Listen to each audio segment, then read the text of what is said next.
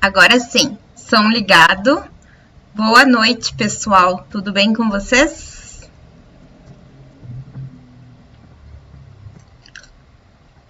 O que eu tenho que apagar aqui? Aqui. Digam aí se vocês estão me ouvindo bem. Se tá dando para ver tudo bem.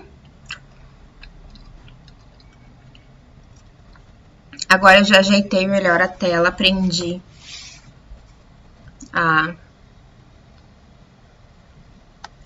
deixar as coisas mais ajeitadas.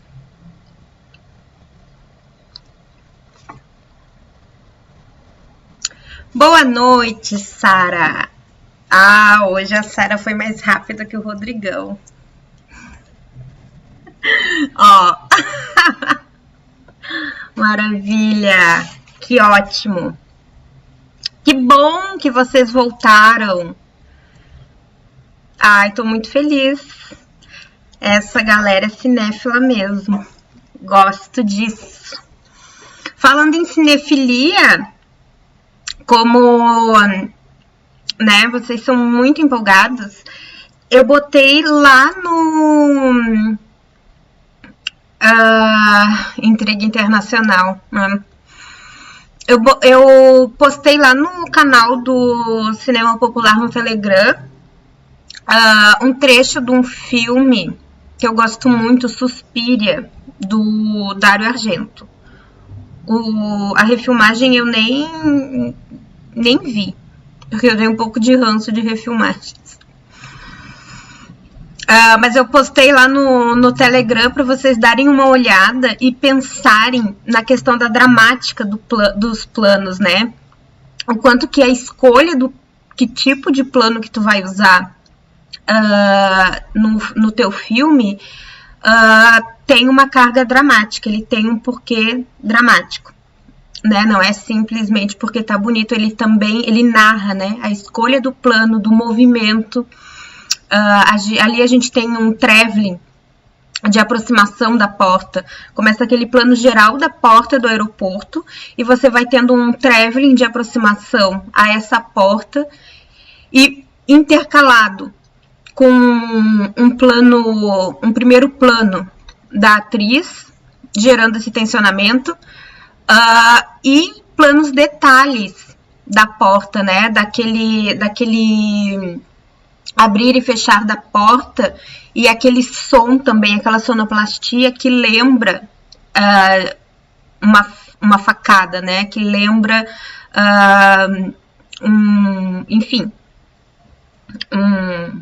um golpe de faca. Então você tem tudo isso narrado, toda essa tensão criada justamente por essa troca de plano que vai basicamente dizendo que aquela mulher, quando ela atravessar aquela porta, ela vai entrar num inferno. E isso acaba também sendo acentuado pelo plano geral dela no meio daquela tempestade, tentando pegar um táxi. Claro que não é só o plano que vai fazer isso, né? Não é só a escolha dos planos ou do movimento de câmera que vai fazer isso. A escolha as cores do filme, né, toda a direção de arte, toda a fotografia, iluminação, cor, e a trilha sonora, óbvio, que eu acho que alguém comentou lá no Telegram também quando eu postei, não lembro quem foi, eu acho que não tá aqui, que não vai poder participar hoje, mas alguém comentou lá no Telegram que, nossa, a trilha sonora é maravilhosa, e realmente maravilhosa. Deixa eu ver o que vocês escreveram aqui no chat. Tá lá em cima, depois foi o Jaime. Tá, o Rodrigão foi primeiro. É verdade. Não perde uma. Tati, oi Tati! Isadora voltou! Olha, a Isadora prometeu que ia voltar e voltou. Gosto de pessoas que mantêm a palavra. Curti demais. Recadinho de sempre, né? Lembrando que esse é um projeto que conta com financiamento do Procultura e o Fundo de Apoio à Cultura do Governo do Estado do Rio Grande do Sul, com apoio da Fevale. Então, muito agradecida pelo apoio, pelo financiamento, para poder estar aí democratizando o rolê audiovisual. Dito isso, botei lá em cima, lá no chat, botei o link para o canal do Telegram, que o Telegram tá bombando. Eu vou ver se eu consigo me disciplinar para toda semana botar não, né? Fica feio postar alguma coisa lá de conteúdo pra gente pensar a linguagem cinematográfica, roteiro, direção de arte. Então, pequenos exercícios de análise, a gente já começou com esse do Suspiria, do Dario Argento, para a gente pensar, né, essa dramaticidade dos planos. Eu quero ver se eu posto um também lá para a gente caçar. A gente falou semana passada, não, quarta-feira, a gente falou sobre o plano sequência e de descobrir os cortes dos planos sequências, né? Então eu vou postar um plano sequência lá para vocês e desafio vocês a acharem os cortes desse plano sequência, tá? E falando em exercício também de análise, essa oficina tá puxada. Já postei o material lá no Drive da aula da semana que vem, que vai ser roteiro. Quero todo mundo aqui no roteiro também. Postei um exercício de descrição de cena. Eu deixei lá duas situações, tá? Para vocês escolherem uma delas. Se quiser fazer as duas, tudo bem. Mas escolham uma situação, pode ser só uma situação. Escolham uma situação e vocês vão ter que fazer uma descrição daquela situação como se fosse um roteiro de cinema. Mas vocês não sabem porque não tivemos aula ainda. Façam como vocês acharem e, enfim, vão pelo feeling de vocês, vão pelo tato. Tentem fazer como que vocês acham que é. E me mandem, eu vou botar aqui, vocês podem mandar pelo Telegram, de novo, né? Ou vocês podem mandar pelo e-mail. Vou botar aqui, tá aqui o e-mail. E vocês podem botar daí pelo e-mail. Mandar pelo e-mail o exercício de descrição de cena de vocês. Quem quiser, óbvio, não é obrigado, tá? É só mesmo pra gente já entrar na semana que vem em roteiro e já poder ver o que a gente imagina como é que é uma descrição de cena de roteiro. Por que eu já estou entrando aqui em roteiro também? Eu já vou antecipar umas dúvidas que todo mundo tem. É bem recorrente essa dúvida, então antes que vocês me perguntem, eu já vou responder elas. A gente está vendo aqui todo esse rolê de plano, né? Tipos de plano, nome dos planos, plano médio, plano geral. É muito recorrente as pessoas perguntarem assim, isso vai no roteiro? Não. Por isso, o desafio do exercício da descrição de cena para semana que vem. Isso não vai no roteiro.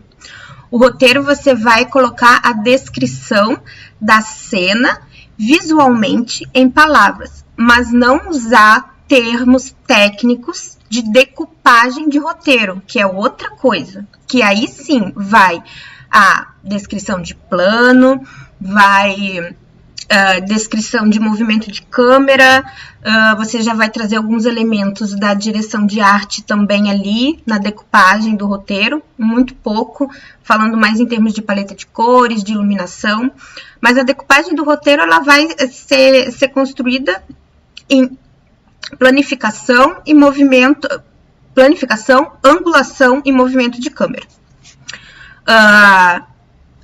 Anterior a isso é o roteiro, que é onde tu vai contar a história em palavras, tentar escrever, né, construir uma história o mais visual possível, mas sem recorrer a esses recursos técnicos de tipo de plano, de angulação, parará. Esse é o desafio. Boa noite, Tainá. Boa noite, Tânia. Bem-vindas, obrigada pela presença. Seguindo no rolê, então, da planificação, dos tipos de plano, Eu deixei lá também no Drive, na pastinha de linguagem cinematográfica, eu deixei lá 2 textos, 2 livros, mas eu indiquei pouquíssimas páginas, né? Porque também não vou fazer aqui pós-graduação em cinema, né? Também não vou ficar exigindo tudo isso de vocês.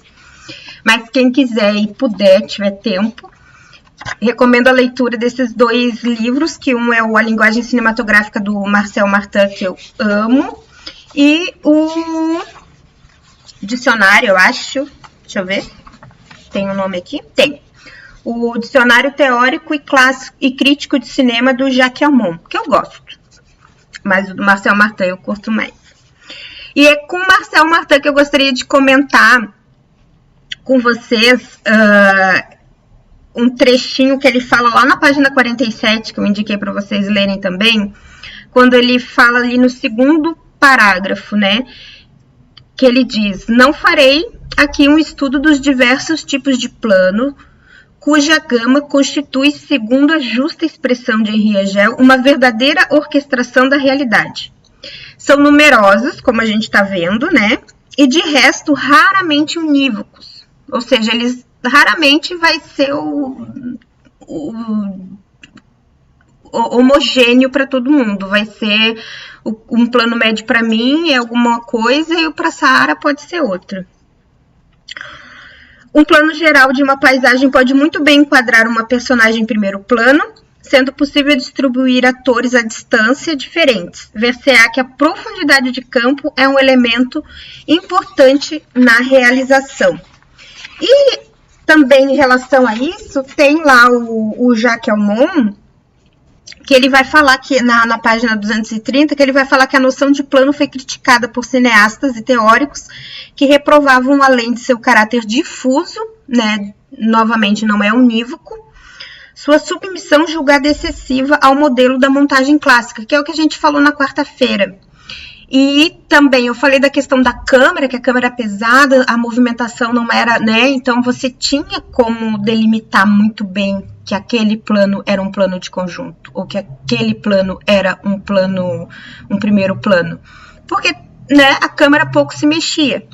E o Marcel Martin, ele vai trazer também aqui o lance da profundidade de campo. Ou seja, hoje em dia você tem lente 24mm, que é uma profundidade de campo, você tem uma 35mm, é uma outra profundidade de campo que a lente vai te dar. Então, tu tem muita variação técnica na concepção do plano. E aí a gente chega, deixa eu ver se eu não me embanano aqui, a gente chega na concepção do plano geral, do plano médio, que ela é bem polêmica, digamos assim. Na teorização dos planos, a gente tem 2 escolas, tá? A americana e a francesa. Né? O cinema, por muito tempo, hoje não mais tanto, mas por muito tempo, o cinema rolou muita competição entre cinema francês e cinema americano. E isso também a partir da sua teorização, né? O cinema nasceu na França, mas a indústria cinematográfica nasceu nos Estados Unidos, né? Então, a gente tem duas escolas aí. A francesa, que eu vou chamar de europeia, tá? E a americana. Na concepção de plano médio para a escola europeia, a gente tem essa definição aqui, que eu vou ler para vocês. Vou ler e vou exibir. Que capta o personagem da cabeça para a cintura. Da cabeça para a cintura. A partir desse plano, começamos a perceber melhor as expressões faciais e corporais do personagem, além do ambiente. Então, você consegue ver bem, né, o teu personagem, né, o rosto dele, você vê que ele tá tenso, ele tá sendo perseguido por um avião, e isso é motivo de muita atenção. Você consegue perceber a movimentação corporal dele, né, e aonde está se passando um pedacinho do cenário, né. Lembra que a gente vai, né, no americano, a gente está fechando aqui. Já a concepção americana vai dizer que o plano médio é o corpo todo. Ou seja, é da cabeça aos pés do personagem. Ele vai dar toda a movimentação do personagem que está enquadrado. Por que existe essa diferença? E eu já, de antemão, eu já digo que eu vejo mais sentido na concepção europeia de plano do que na americana. Por quê?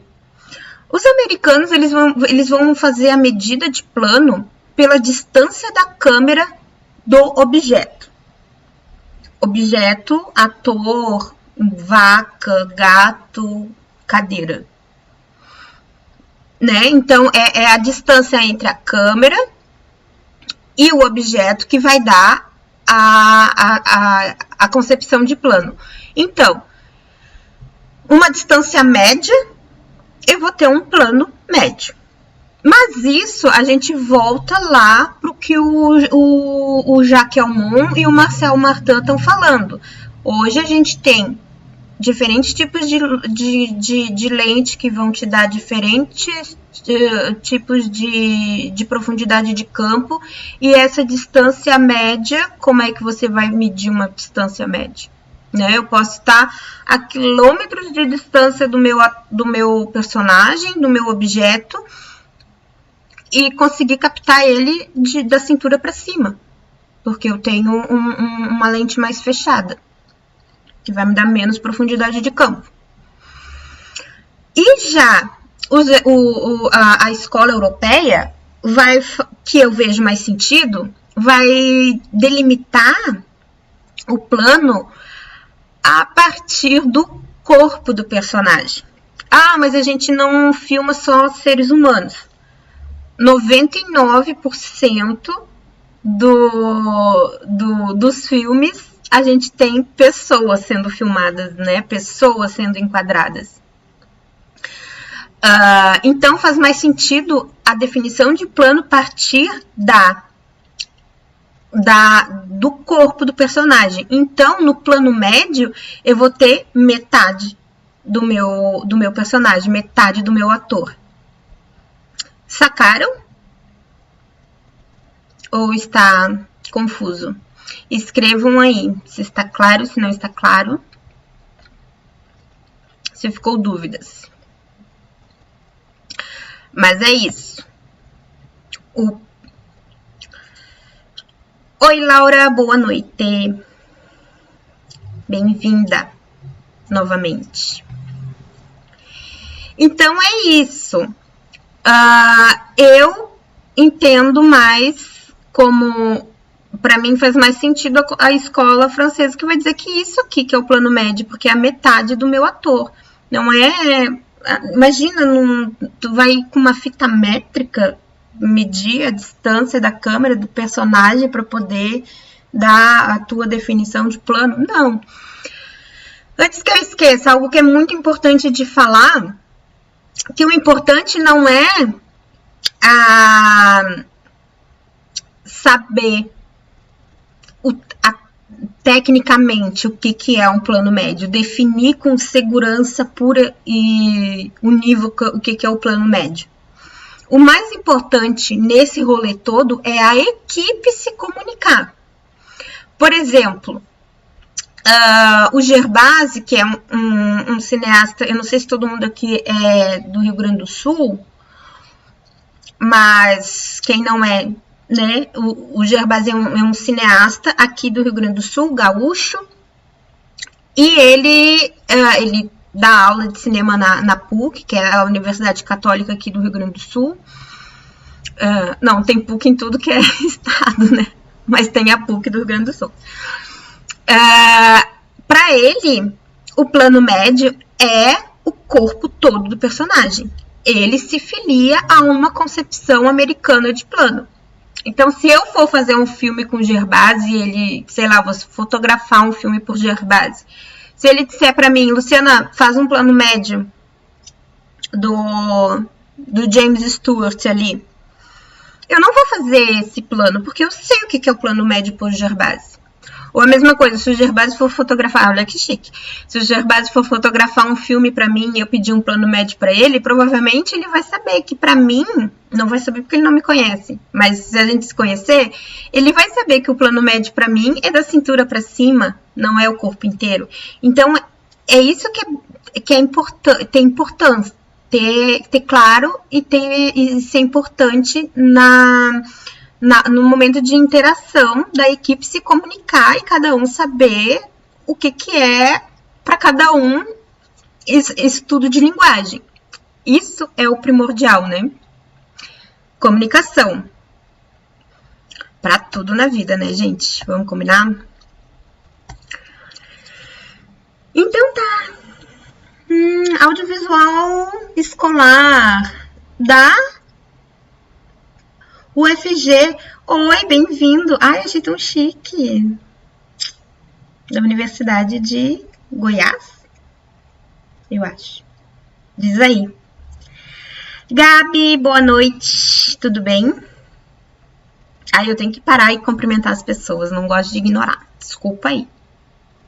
Eu fico tão feliz quando vocês acessam. E aqui tá dois, né, maravilhosos planos médios aqui. A gente tem... e outra coisa, né?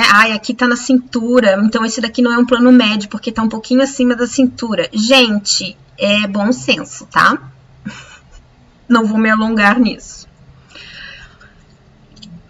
Primeiro plano. O corte, normalmente, no primeiro plano, vai ser um pouquinho abaixo ou um pouquinho acima das axilas. No primeiro plano, eu vou ter um pouco do cenário ainda, mas muito pouco. Sei que ela tá na rua, mas não sei muito bem que rua é essa, enfim. Então, é um plano que direciona a atenção do espectador para a expressão facial, né? A gente tá vendo aqui a expressão facial da atriz. Sem limitar totalmente sua movimentação corporal. Então, se ela der de ombros, eu vou saber que ela tá dando de ombros. Se ela fizer assim, eu vou saber. Então, eu vou ter um pouco mais dessa atuação do corpo na cena. Então, ele é cortado um pouco abaixo das axilas. Primeiríssimo plano, ou também o nosso conhecido close. Aí, eu já não tenho mais ombro, né? Mas eu ainda tenho pescoço, né? Eu ainda tenho um pedacinho aqui, mas o ombro, ele praticamente some. Então, ele vai do queixo até a testa. Pode deixar uma parte do pescoço, às vezes você pode fechar bem aqui e deixar só o queixo, né, mesmo? A mostra. E esse é um plano que carrega grande intensidade dramática, voltando para aquela ideia lá que eu mandei para vocês lá do Suspiria, né? Que os planos, eles também vão enfatizar a dramaticidade da cena. O plano que tu escolher vai dar essa dramaticidade. E aqui, no caso, vai evidenciar a expressão facial do personagem, da personagem. Aqui ela tá dando um grito. Faz sentido, pensem comigo, faz sentido uma personagem que tá sendo esfaqueada, que é o caso aqui de Psicose. Uma personagem que tá sendo esfaqueada e eu mostrar isso num plano, sei lá, geral? Aqui tá a personagem sendo esfaqueada. Dramaticamente, depende, né? Se eu quiser mostrar, se eu não me engano, no próprio Suspiria tem uma cena de morte, de esfaqueamento, que é num plano geral, de cima. Não tem, posso estar falando bobagem. Depende, de novo, da tua intenção dramática. Se eu quero mostrar, se é um filme de terror besão, não que seja o caso do Psicose, mas se é um filme de terror besão, não, vou botar ali na cara da atriz berrando, se esgoelando e o desespero, justamente para causar esse pavor no meu espectador. Mas se tu tem uma outra proposta de narrativa, uma outra proposta de filme, tu pode sim fazer uma cena de esfaqueamento num plano geral. Porque tu quer enfatizar justamente que não tem ninguém, que ela vai ali morrer sozinha, e o teu filme fala muito de solidão, então tu quer justamente mostrar a solidão da morte, né? Que você tá ali sozinho na morte. É uma proposta dramática. Sacam? E o plano detalhe, que é um detalhe de alguma parte do corpo, né? Pode ser um plano detalhe dos olhos, pode ser um plano detalhe da mão, né? No caso aqui, se a gente tem o assassino tá carregando uma faca, e eu quero enfatizar essa faca, essa mão, um plano detalhe da mão com a faca. Ou se eu quero só enfatizar a arma do crime, um plano detalhe da faca. Isso é importante também a gente ter em mente, que o plano detalhe ele chama atenção para uma parte do corpo do personagem ou para um objeto. Plano detalhe da faca do assassino que eu já falei, ou, né, também é um outro plano de forte carga dramática. Assim, o plano detalhe ele vai ter bem especificado quando é detalhe do corpo. Por exemplo, plano detalhe orelha, plano detalhe boca, plano detalhe mãos. Quando é objeto, é sempre plano detalhe. Desde um plano detalhe do batom, não tá aparecendo a marca, eu não vou fazer publi. Um plano detalhe do batom, até um plano detalhe de uma TV. Então, se eu quero enfatizar que está passando um noticiário na TV sobre, sei lá, ataques terroristas que aconteceram. Então, eu vou botar ali na minha decupagem de roteiro, plano detalhe TV. Não só plano detalhe botão da TV. Claro, né, se for importante, daí o botão da TV, no caso, provavelmente a importância está no movimento da mão ligando a TV, aquelas TV antiga, né, gente? Tá ali a mão, né, manipulando, ligando o botão da TV. Mas em caso de objetos, sempre vai ser plano detalhe. Plano detalhe faca, revólver, privada, panela, independente do tamanho. Deixa eu ver se tem coisa no chat. Não é chique, mas foi o que os meninos inventaram na época e ficou. Gosto mais de estudantil. Audiovisual estudantil. Audiovisual estudantil é legal também. Mas eu gosto de escolar.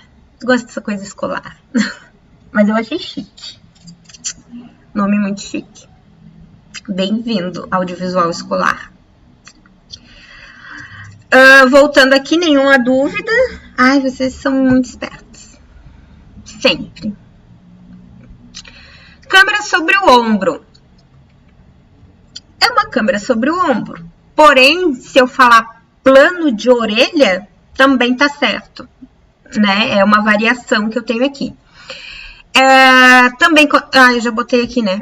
Plano de orelha ou plano contra plano. Isso também é importante. Plano contra plano. Normalmente muito usado em cenas de diálogo, né? Então aqui você tem ela falando, você tem um plano dela. Vai o contraplano dele, ele falando. Parará, parará. Esse troca na câmera. E aí, eu quero perguntar para vocês o seguinte. Como é que eu faço uma cena de diálogo como essa aqui? Ela fala e daí o câmera corre para trás dela para pegar ele falando. Como é que eu filmo isso? Como é que vocês acham que é feito uma cena de diálogo? Me respondam. E depois eu volto a esse tema, porque dá o delay, daí eu fico assim, tipo, nada acontece. Mas vão respondendo aí o que vocês acham e depois eu conto pra vocês como é que é. Vocês vão acertar, né, que vocês são muito espertos. Eu não ia falar, mas eu vou falar hoje também um pouquinho, porque além disso, a gente tem o ângulo. Não é só o plano, né? O plano que é aquele recorte espacial da cena, do objeto. Mas a gente tem também o ângulo, vai também compor esse plano. Então, quais são os tipos de ângulo que a gente tem? Existem vários, tá? Mas eu vou trazer só alguns aqui para vocês mais ou menos terem uma ideia do que é esse rolê. Então, ângulo, a gente tem primeiro o ângulo frontal, que é o basicão, né? Que é o de frente, é olhando para a câmera. Essa cena maravilhosa do Corra, outro filme maravilhoso. Então, é a câmera em linha reta com o nariz do personagem. Então, é um ângulo muito usado na quebra da quarta parede. O que é a quebra da quarta parede? É quando o ator, a atriz, o personagem fala para a câmera. Então, existe uma quebra da quarta parede. Também a gente vai chamar de quebra do espaço diegético, que é aquela encenação, né? Então, a princípio, o filme não sabe que tem um espectador, né? Não existe espectador ali. Aquilo ali é uma encenação do real. Então, no momento que eu quebro a quarta parede, eu justamente estou rompendo essa parede, essa barreira que eu tenho com o espectador, né? Dessa ficcionalização. E o plano 3/4, a resolução aqui tá uma droga, mas eu não consegui achar melhor. Eu podia ter procurado mais também, né? 3/4 não é bem aqui o frontal, ela tá uns 45 graus do nariz do personagem. Então, tá, o frontal está assim, o 3/4 é mais ou menos assim, mas de novo, né? Não precisa ir com uma fita métrica, com uma régua lá no set de filmagem para medir 45 graus certinho. Esse é o ângulo mais comum também, né? Muito mais até do que o frontal, porque o frontal ele vai trazer muito essa ideia de quebra da quarta parede. E a ideia sempre é evitar, né? A não ser que seja uma proposta muito, muito específica do filme, que nem Curtindo a Vida Doidado, que ele, no final, né, nos créditos finais, ele vira para a câmera e começa a conversar com o espectador. Deadpool também faz isso o tempo todo, né? Ele quebra tanto nos quadrinhos como no filme. Então, ele é um plano muito mais específico. Bastante usado, mas não tanto quanto o 3/4, que justamente tem esse desvio da câmera, então você não está olhando diretamente para a câmera. O plano de perfil, que nem tem legenda aqui embaixo, porque é perfil, né, gente? Perfil. E nuca, que a gente vai chamar de plano de nuca ou plano traseiro. Eu acho o plano traseiro meio feio, confesso. Prefiro plano de nuca, que é de costa, né? Aqui não tá totalmente traseiro, né? Ele tá quase que aqui se a gente fosse dar todo a linguagem técnica desse enquadramento, tá? Então aqui a gente tem um plano de nuca 3/4 num close, num primeiríssimo plano. É um primeiríssimo plano, nuca 3/4. E aí você já fechou a tua definição de enquadramento. Eu falei certo? Falei certo. Primeiríssimo plano. Deixa eu ver o que vocês me responderam aqui. Se alguém respondeu, o que acha que é. Aula bem didática. Ai, que bom. 2 câmeras em posição distinta. Plano mais contraplano, isso, Sara? Eu sempre achei que se gravava um personagem de cada vez. Isadora, aquela regra de 180 graus. Quando não tem atores, atrizes, essas nomenclaturas de ângulo fazem sentido? Porque não tem nariz, né? Realmente, não tem nariz. Ou às vezes tem focinho. Não faz sentido. No caso, tu vai fazer um close. Tu só vai fazer close do... Eu vou começar a responder de cima para baixo. Você só vai fazer close de cima... Você só vai fazer close, né? Um close-up, um primeiríssimo plano de um ser vivo humano, né? Então, você não vai fazer um close da planta. Se tu quiser fazer um close da planta, você vai fazer, na verdade, um plano detalhe da planta. Respondi? Diz aí. Regra de 180 graus tem a ver também, mas, na verdade, a regra de 180 graus você vai respeitar ela durante a filmagem. Mas a pergunta era, como que você filma um plano contra plano? E a Isadora falou, eu sempre achei que se gravava um personagem de cada vez. Ingênua. Não é ingênua, você está redondamente certa, Isadora. Olha só, chegando a Isadora. Você vai filmar toda a fala do ator e depois você vai filmar toda a fala da atriz. Então, você vai primeiro colocar a câmera na posição, né, o plano de orelha da atriz e vai filmar o cara parará, parará, parará, parará, parará, no diálogo. Daí depois você vai mudar, claro, vai mudar não só a câmera, mas vai mudar também a iluminação do local, vai fazer os ajustes de luz, os ajustes de cor, todos os ajustes necessários para poder fazer daí o plano de orelha dele e pegar toda a parará, parará, parará da atriz, da personagem. Por que eu não uso duas câmeras, Tânia? Primeiro porque eu posso, quando tá a câmera atrás da atriz, eu posso pegar a câmera que tá atrás do ator. Aí tem um problema. Segundo problema, é caro. Câmera de cinema, o aluguel de uma câmera de cinema já é caro. Então, você já evita desperdiçar grana com uma câmera a mais. Tá? Né? Principalmente se for um filme de baixo orçamento. Daí sim que nem pensar uma segunda câmera. E por que não uma segunda câmera? Porque justamente dá um trabalho para a hora da montagem. Porque daí você vai ter dois arquivos distintos, né? Você vai ter o arquivo de uma câmera e o arquivo de outra câmera.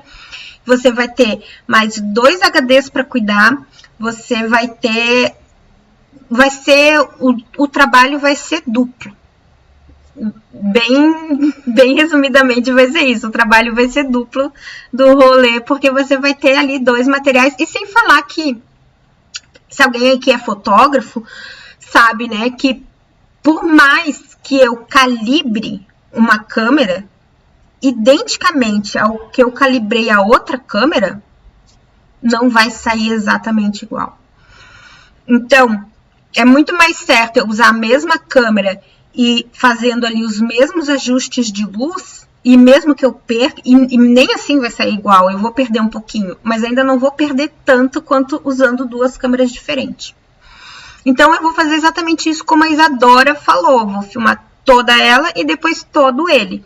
Também, por que eu faço isso?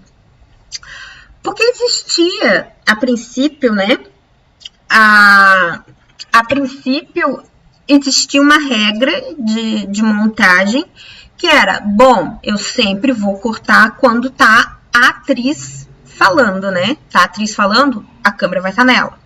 Vai estar o ator falando, a câmera vai estar nele. Mas aos poucos, isso é uma forma de montar. Mas aos poucos isso foi mudando, tá? E foram surgindo outras formas de chamar a atenção, de montar essa cena. Então, eu vou postar isso, agora eu vou motivar todo mundo a entrar no Telegram. Eu vou postar uma cena de plano contra plano de Casablanca, a despedida de Casablanca. Eu já mostrei para Sara na aula de montagem. E eu vou mostrar para vocês também.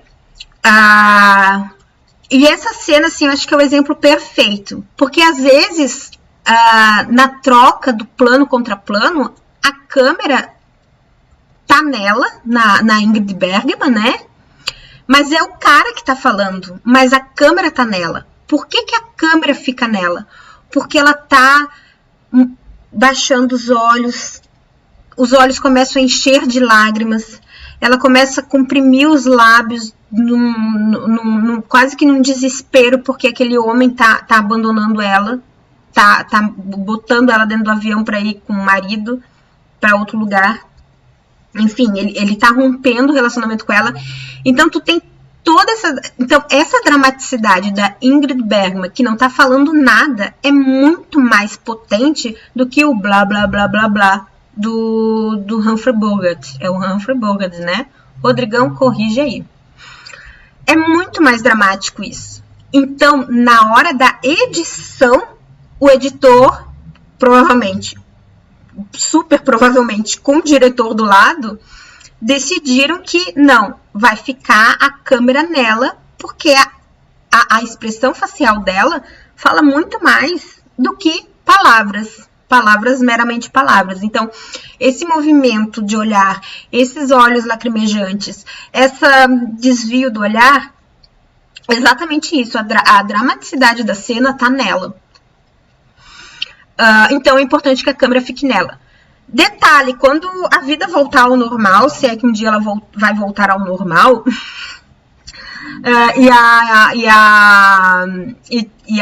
como é que é o nome daquela atriz? Suzana Vieira, voltar a atuar numa novela, prestem atenção quando tem cena de diálogo. A Suzana Vieira é muito esperta. Vocês vão ver que a câmera sempre fica mais tempo nela. Inclusive, quando numa cena de diálogo não é ela que está falando. Porque o que ela faz espertamente? Ela é quantos anos de atriz, né, gente? O que ela faz espertamente? Ela começa a câmera tá nela, ela começa a fazer sempre, né, o ator tá falando e ela faz movimentos. Arregala um olho, joga essa jogada de cabeça para trás ela faz muito, e faz um toque, e dá de ombros, ela tá sempre se movimentando, tá sempre, né, expressando alguma coisa com o rosto dela. Pra câmera ficar nela, né, enquanto tem movimento, a câmera fica onde tem movimento, onde tem expressão, onde tem dramaticidade. Então, esse assim, ó, pra trás, ela é rainha de fazer, daí a câmera fica nela, e daí, óbvio, ela ganha tempo de tela, e, né, é tudo que o ator quer, é ter tempo de tela. Reparem nisso e depois me contem. Eu também amo esse exemplo da Suzana Vieira, que eu, numa aula de montagem com o Vicente Moreno, que ele deu esse exemplo, eu falei assim, eu vou usar nas minhas aulas também, e depois eu fui prestar atenção, e é realmente isso, gente, é muito isso.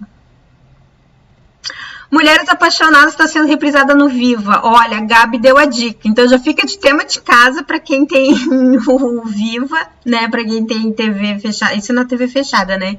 Assistam lá a Suzana Vieira e me contem semana que vem se não é isso que acontece. É batata, gente. Nunca mais consegui assistir uma novela com a Suzana Vieira depois, sem ficar prestando atenção nisso. Vou acabar com o entretenimento de vocês. De ângulo era isso? De ângulo era isso. Então tá. Nuca. Depois a gente tem outros ângulos aí do rolê. Plongé contra plongé, Dutch, plano ângulo holandês. Que eu não vou entrar aqui hoje. E eu vou botar já lá no Drive, tá? Eu vou botar lá no Drive já esse PDF. Vão lá e acessem todas as redes sociais, todos os links, curtam, compartilhem. E antes de finalizar a aula de hoje, eu já queria começar com vocês assim rapidamente, só para dar aquele gancho, sabe? E vocês estarem aqui na quarta-feira que vem, queria dar um gancho já bem legal e também para dar uma ajuda no exercício, né? Que eu botei lá bem louca, já cobrando coisas. Recém chegaram, já tô cobrando exercício. Cobrando. Tô brincando, tô só sugerindo. De roteiro, tá? Porque tem muita coisa de roteiro que eu quero mostrar pra vocês. Então, vai ter PDF também de roteiro, tá? E eu vou deixar lá no final do módulo roteiro, eu vou deixar lá no Drive também para vocês baixarem e, enfim, guardarem para vocês. Mas eu já queria mostrar um pequeno trechinho do que a gente vai ver e do que é roteiro desse texto, que o nome do texto é Evite Verbos de Pensamento, que é do Chuck Palahniuk, ou Chuck Palahniuk, eu não sei como se pronuncia. E ninguém vai poder me corrigir porque não dá pra ouvir vocês. Repetir a tarefa, vou repetir a tarefa então, para quem chegou depois. Teve várias pessoas que chegou depois. Eu botei já lá no Google Drive, tá? Um exercício de descrição de cena. Eu botei lá duas cenas, tá? Duas situações. Daí vocês vão escolher uma daquelas situações e vão fazer uma descrição daquela cena como se fosse uma cena de roteiro, uma cena para ser filmada, tá? Ah, mas eu não sei fazer. É óbvio, porque a gente não viu o roteiro ainda. Mas façam como vocês acham que é, no chute mesmo. A Isadora deu ali um baita de um chute e fez um gol. Então, vão mesmo sem medo. Façam sem medo mesmo não tem essa de certo, errado, enfim. É para arriscar mesmo. Então, tem aqui uma cena de um casal que está terminando um relacionamento e a cena se passa na cafeteria. Como que eu filmaria isso? Pensem, você já tem ali visualmente bem claro o que são os planos, o que são. Bom, como é que eu filmaria isso? Né? Sem diálogos, isso é importante, está escrito lá. Não pode ter diálogo na cena. Então, é só com gestos, movimentos, olhares. Explorem isso na descrição da cena de vocês. Tá, Tati? Se ficar alguma dúvida, escreve aí, que eu retomo. E eu vou mandar lá no Telegram também o exercício e também essa cena do Casablanca, para vocês darem uma analisada. Dito isso, o Rodrigão botou aqui muito bem lembrado que o Chuck Palahniuk, ele é escritor do livro Clube da Luta, tá? Então, ele escreve esse texto totalmente a partir do lugar dele de escritor de livros. Ele não é roteirista, ele escreve livros. Mas mesmo assim, enquanto livro, eu acho que esse texto nos ajuda muito a pensar o roteiro. Porque, por exemplo, no livro você vai escrever no passado. Tipo, o Rodrigo saiu para trabalhar às 7 da manhã. E ontem ele se atrasou. Então, eu vou usar muito passado, né? Eu posso usar o passado numa escrita, num conto, numa novela, num romance. No roteiro, eu não uso o passado, porque a cena está acontecendo agora. Então, o Rodrigo sai, o Rodrigo está atrasado, o Rodrigo entra, o Rodrigo senta, o Rodrigo faz o almoço. Então, é sempre no presente do indicativo. Porque quando a gente está vendo um filme, quando a gente está filmando, a gente está fazendo no tempo presente. Então, é basicamente isso. A diferença que a gente vai ver aqui no Chuck Palahniuk, nesse texto. E eu queria ler para vocês esse trechinho aqui. Deixa eu ver se está aparecendo, se eu não me perdi. Está aparecendo. Esse trechinho aqui. Que eu acho que já vai ajudar um pouquinho vocês lá no exercício da descrição da cena. Então, ele coloca aqui: não diga ao leitor, Lisa odiava o Tom. Ou seja, também eu transformando isso para roteiro, eu vou dizer para vocês, não escreva no roteiro, Lisa odeia o Tom. Porque como é que eu mostro ódio? É no momento que vocês estiverem fazendo e não mostrar no sentido de escolher planos, ângulos, lembrando que isso não vai no roteiro, mas de mostrar com ações. Como que eu mostro o ódio da pessoa? Ele vai dizer isso. Em vez disso, construa o seu caso como um advogado na corte, detalhe por detalhe. Então, apresente cada evidência. Por exemplo, em vez de dizer Lisa odeia o Tom, Lisa odiava o Tom, olha só como ele desmembra esse ódio.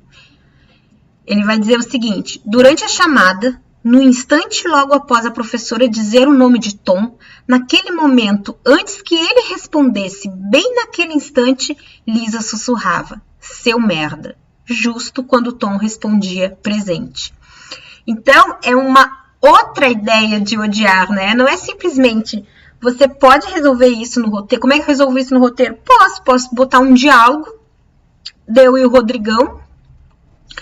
Eu e o Rodrigão, a gente tá ali conversando e tipo, eu digo assim, olha, eu odeio o Tom. É uma forma, mas eu já adianto, é uma forma fácil. E se é fácil, muitos já fizeram. E se muitos já fizeram, vira clichê, perde a graça, né? Fica no comum. Agora, é outra coisa eu dizer que eu odeio uma pessoa, é tipo... E mesmo aqui tem um diálogo, né? Porque ela sussurra, seu merda. Mas eu posso fazer com gestos, revirar os olhos. Então, daí você vai descrever... Sara revira os olhos quando Tom entra na sala. Ele se senta em sua frente. Ela se joga para trás, cruza os braços e bufa. Odeia. Claro, dá trabalho? Dá trabalho. Mas fica bom. Dúvidas, gente? Vão dizendo aí. Se tiver dúvidas, escrevam. Mas é isso. Só para dar uma adiantadinha na vida de vocês, para vocês não ficarem tão perdidos na tarefa. A Laura gostou da tarefa. Oba, que legal. Que bom que vocês gostaram. Eu adoro da tarefinha. Tarefinha no diminutivo. Mas é que é com carinho. Então é isso, gente. Quarta-feira que vem a gente então vai falar sobre o roteiro, sobre o processo de escrita. A gente vai aprofundar mais um pouco nessa questão das descrições da cena, mas também vamos ver formatação de roteiro. E o que mais? Escaleta, sinopse. Eu vou tentar, nesse período de dois encontros, né, 2 aulas, tentar dar mais ou menos para vocês como é que é o caminho de feitura de um roteiro para edital. Isso é muito importante, porque tem alguns editais que pedem argumento, outros já vão pedir sinopse, outros já vão pedir logline. Então, eu vou tentar mostrar um pouco disso para vocês.